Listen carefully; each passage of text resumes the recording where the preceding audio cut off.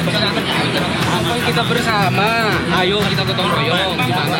Kami ini pihak korban, Pak. Oh tidak bisa. Kita pengennya semua ayo kerja. Kerja alat berat, Mas. Iya, bareng-bareng nggak apa-apa.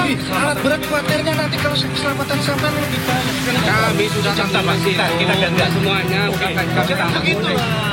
Tahu Pak dari berembar Pak. Coba ayo gerakan kami Pak. Coba deh kaki kontrol lagi. Ayo udah ayo Pak firmankan. Saya lagi komplek kami.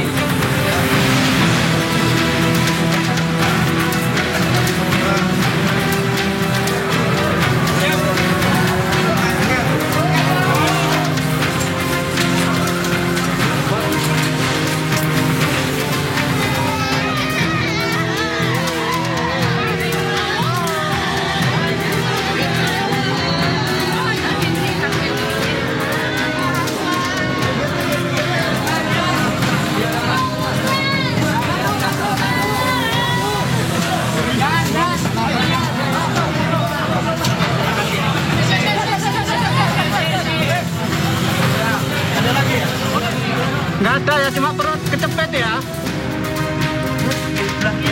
Iya. Haikal, kamu yang sakit apa nak? Semuanya sakit. Oke, semangat ya. Sabar. Sabar ya. Sabar ya nak ya. Aku Ajis dari Rescue Surabaya ya. Sabar ya, ini usaha.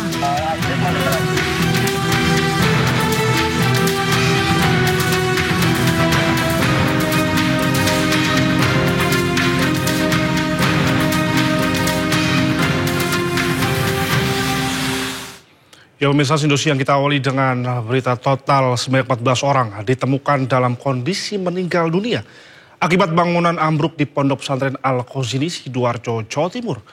Sementara 49 korban lainnya belum berhasil dievakuasi.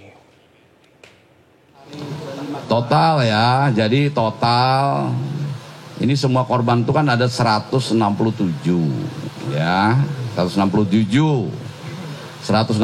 nih 100% seperti itu Pak, nggak ada. Nanti setelah kita tutup operasi baru itu. Tapi sekarang saya bisa katakan jumlah korban itu ada 167. Yang ditemukan 118 ya. 118 itu 103 itu yang selamat tambah satu itu yang namanya adalah itu tahu kan, Ibnu Pairus. Itu dalam daftar yang hilang tuh ada, tiba-tiba dia selamat tapi tidak di sini, ada di tempat lain ya. Berarti kan ada 104 yang selamat. Nah nanti dari 104 itu jangan ditanya lagi. Itu dari 104 itu yang jadi runtuh di mana Pak? Ini masih, karena ada beberapa kasus orang tuanya mencari, katanya anaknya dalam reruntuhan, tetapi ternyata dia di tempat lain, ada 2 orang itu yang sudah jelas. Yang terakhir itu yang Ibnu Pairus itu. Berarti yang menjadi korban adalah berapa? 67 ya. 14 sudah ditemukan. 14 itu 5 sudah ada datanya. Ya kan? 5 sudah ada datanya, yang pertama meninggal itu sudah ada datanya, 5. Nah, nanti yang baru datang rekan-rekan media tanya yang kemarin datang gitu loh. Jangan mengulangi lagi dari awal kita penjelasannya. Yang 9 ini yang bentuk jenazah. Masih dalam proses identifikasi. Yang sekarang masih hilang ada 49. Apakah yakin 49 itu ada di situ? Kita semua nggak tahu. Ya, nggak tahu. Gitu. Karena kan ada di reruntuhan. Harapannya ya mudah-mudahan sama 49 itu sesuai. Dan untuk mengetahui kondisi di sana, kita telah terhubung dengan rekan Henry di sana. Ya Henry, silakan dengan laporan Anda di sana.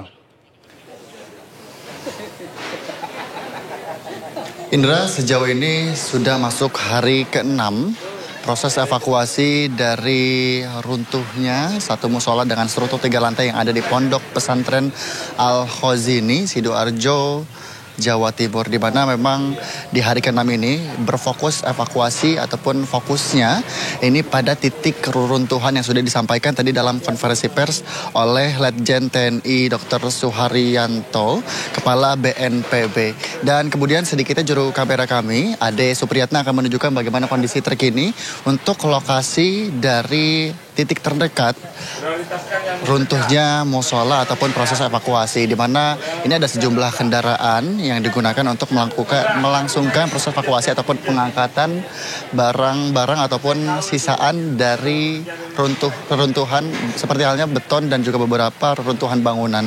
Memang untuk alat yang digunakan ini seperti halnya ada yang menggunakan kren, kemudian eskavator hingga eskavator breaker.